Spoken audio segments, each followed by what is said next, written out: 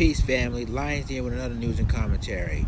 Black Christian conservatives are coming together to say they want to censor Congresswoman Maxine Waters. So I'm going to go ahead and play this press conference and give you the rest of my commentary.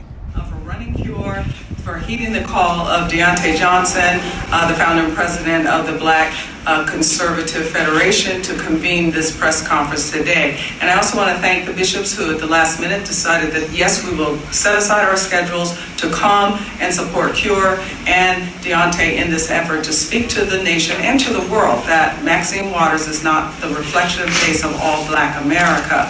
I appreciate you in the media allowing us this opportunity. The left of our society are extremely angry right now and have become unhinged upon the election of President Donald Trump. Over the last year and a half, tensions have escalated even within families to where they're not even able to have discussions, similar to what we saw right before our Civil War. And social media fuels opportunity to organize and to intimidate fellow Americans with elevated and vile threats. The call on social media after the Red Hen incident against Press Secretary Sarah Sanders to, instead of kicking them out, to piss in their food. This is not only vulgar, it is absolutely unacceptable, and it needs to be addressed by both the FDA and the National Restaurant Association. The recent attacks against Trump supporters are absolutely unacceptable in a free society. And censoring Congresswoman Maxine Waters for her recent comments to take away the constitutional rights of those who do not agree with the left will send a very clear message that in order to maintain a civil society, both violence and vileness must be stopped, and it must stop immediately. Congresswoman Maxine Waters has violated the sacred trust we each have to each other as Americans to have each of our rights stopped at the other's nose. Her call to extremism based on where another American citizen works and who they associate with must be sternly addressed by Speaker Paul Ryan. An apology is not enough, nor does she offer one after being asked by House Speaker. As we move into 2 months of intense debate over the next SCOTUS nomination, the censoring of Maxine Waters becomes of extreme urgency. So we compel Speaker Paul Ryan to heed the call of many in the Freedom Caucus today, his colleagues, and censor Maxine Waters today. Thank you. Thank you. I hope you've heard several different well thought out comments that bring wisdom and civility to this debate in our current society, as well as very prudent perspectives on the current Supreme Court nomination. I think many of these folks will be readily available for questions and answers if you'd like to have them. And at this time, it absolutely concludes our press time, but we want to make sure you understand that we are calling for real civility in this debate and a new course for America to move forward. I like what Bishop Ritchie says very clearly, that we have to be America and the United States of America where things work.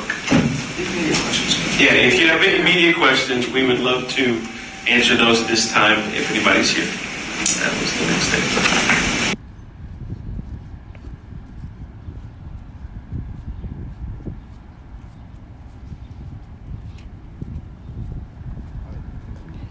All right, folks, you heard what's going on.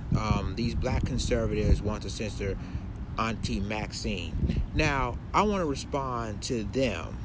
Where were you guys when Donald Trump talking about grabbing by the, what? Where were you guys when Donald Trump, were you planning to censor him? Oh, no, that's right. He's our president.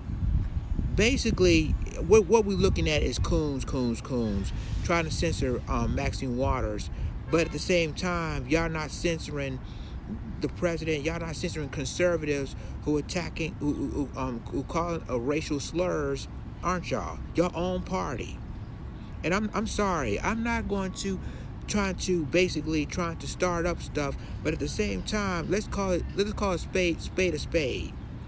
You want to censor Maxine Waters, but you can't censor your own party, your own congressional leaders, the Senate leaders, calling racial slurs.